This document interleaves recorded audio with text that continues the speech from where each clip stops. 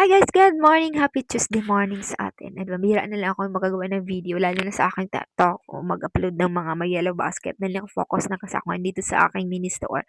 Bihira na lang kasi ako mag-promote, mag-share ng mga products na about skincare and beauty. Pero syempre, available pa rin naman yan sa ating yellow basket, so mga mag-order. Pero syempre, more naka-focus na kasi ako dito sa aking mini store sa mga products na mas ano talaga natin at kailangan mga basic everyday at yung gusto talaga ng mga bata. Kaya dun talaga tayo makakaano kasi. Isa pa, dalawang araw walang pasok. Medyo na-busy tayo sa paglilinis sa bahay, paglalaba. At maganda ng panahon ngayon, guys.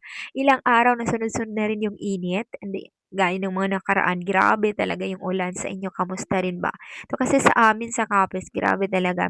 Sa Western Visayas, halos bihira mo lang talaga makita ang araw sa umaga o sa hapon maya ang dami-dami naming mga labahan nagtambakan na hindi naman talaga maano ng init. O 'di ba? Hindi na tayo initan kaya medyo mano-ano tayo ng konti. Hindi na tayo makakita ng araw, parang gano'n. Hmm. Actually, medyo haba-habaan ko na 'tong video ko dahil i-upload ko naman 'to sa aking, YouTube channel dahil more on nagustuhan ko na kasing pag-upload doon. Ah, siyempre minsan gumagawa ako ng content para sa aking TikTok, i-upload ko doon sa Blue App, balik din naman sa, ano ko naman dito sa YouTube, pero minsan inaano-ano ko lang, hindi ko pinapareho. Kaya medyo ano ng oras natin at gumagawa ng ice candy, then bukas morning for pancit na naman tayo. May naisip na akong i-ano pero, saka ko na lang sasabihin yung mga next ano natin. Hindi naman puwede nating pagsabay-sabayin yung ano mga natin ngayon, oh, 'di ba? First month pa lang ng taon kaya hinay-hinay lang muna.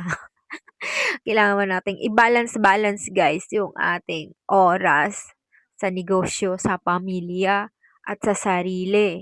Oh, 'di ba? Kailangan 'wag natin masyadong stressin yung sarili natin.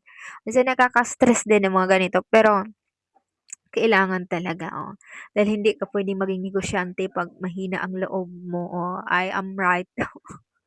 O ano, pero siyempre, 'yun lang guys, mag-ingat tayo palagi, bye-bye and God bless. Follow for more. Ingat.